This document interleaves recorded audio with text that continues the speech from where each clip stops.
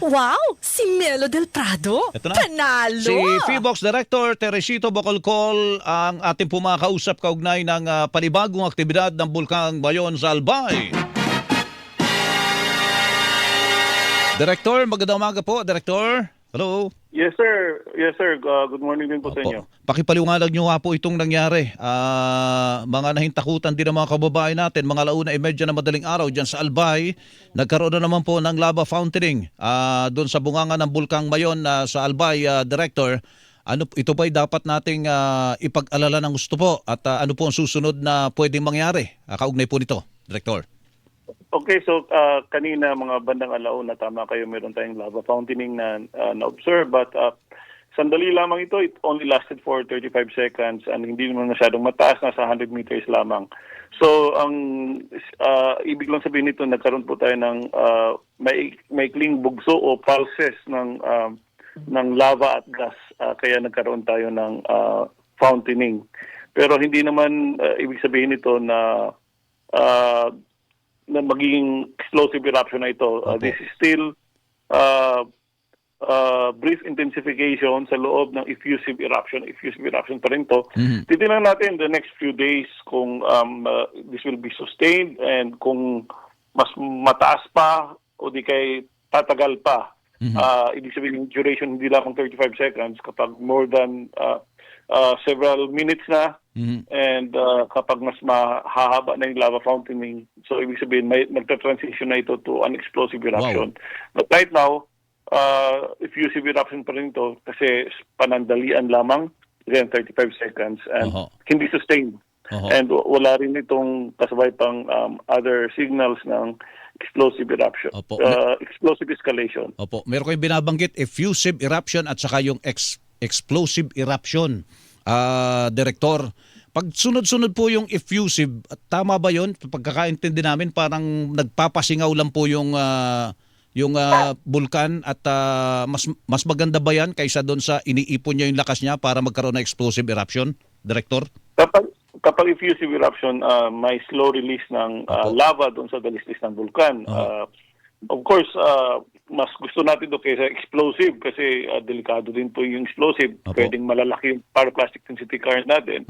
And baka lalagpas pa doon sa permanent danger zone. Yun. So, kaso ang downside lang ng effusive eruption, matagal matapos, matagal humupa. Like noong 2023, 6 months bago natin na ibaba yung alert level from 3 to 2. Pag ganung matagal pong matapos, ano po ang epekto nun sa mga kababayan po natin na nandyan at nakatira sa paligid po ng bulkan, Director? Yung mga in-evacuate natin na nakatira nasa loob ng permanent danger zone, then they have to stay longer sa evacuation centers. Opo. Kasi hindi man natin pwedeng i-recommend na bumalik sila sa kanilang tahanan na nasa loob ng permanent danger zone kasi nga anything can happen. Baka pwedeng magkaroon ng malalaki na PDC o yung uson and baka po aabutan sila. So yun yung downside ng effusive eruption. Quiet eruption but matagal nga lang. Kasama sa mga ibinubuga po niya, maliban doon sa mga bato, ano? May abo po yan, ano, Director, na pwedeng mapadpad sa ibang mga mas malalayong mga lugar. Tama ba, Director? Yes. Depende sa taas ng plume at saka depende sa hangin, yung direksyon ng hangin. Okay nga po. Kadalasan kapag maikli lamang yung plume or nasa dalisdis lang ng bulkan yan. Opo, kaya namin natatanong, meron tayong weather system na umiiral Bicol, kasama diyan merong posibleng mabuo na LPA na posible pang maging bagyo, Director. Siyempre, kasama sa kinukonsider niyo 'yon na pwedeng magpalala sa sitwasyon, tama ba, Director? Yes po, yung mga kapag maulan, continuous rainfall and torrential pa, pwedeng ma-remobilize yung mga bato natin as lahar. So, maging pag-iingatin, maging vigilant, lalo na yung mga taong nakatira malapit sa mga riverbanks, kahit nakatira sila beyond the 6-kilometer permanent danger zone, kung saan sila nakatira ay malapit sa ilog, kung saan yung ilog nang galing pa sa dalisdis ng bulkan, pwedeng pagdaanan yun ng mga lahar, and pwedeng makaapekto sa kanilang tahanan o sa kanilang even sa buhay nila. Sa kalusugan nila, Director, marami na nagkakasakit sa mga evacuation center po ngayon dahil dito sa, ano ba yun, epekto nung nalalanghap nila dyan at saka siyempre yung lamig doon sa mga evacuation center, Director. Opo. Yes, yung sulfur dioxide naman, sandali lang naman na may mga sulfuric smell pero sandali lang naman ito kasi yung kapag maulan kasi yung sulfur dioxide, madali pong ma-dissolve yan sa tubig. So yung pala, so kung effusive eruption yan at marami pang mga ganyan na mangyayari, baka tumagal ang mga kababayan natin sa mga evacuation center pala, Director. Kung explosive eruption naman, mas matitinding mga ibubuga ang manggagaling dyan sa bunganga ng bulkan na mas delikado at baka kahit yung malalayo, sabi nyo kanina, ay maapektuhan din o marating din yung mga debris. Ano po, Director?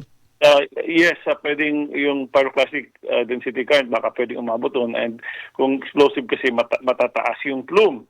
So kapag mataas yung plume, pwedeng ma-disperse yan in a wider area. Opo. Meron palang sabi kanina ng APSEMO, merong 2 nagkasakit.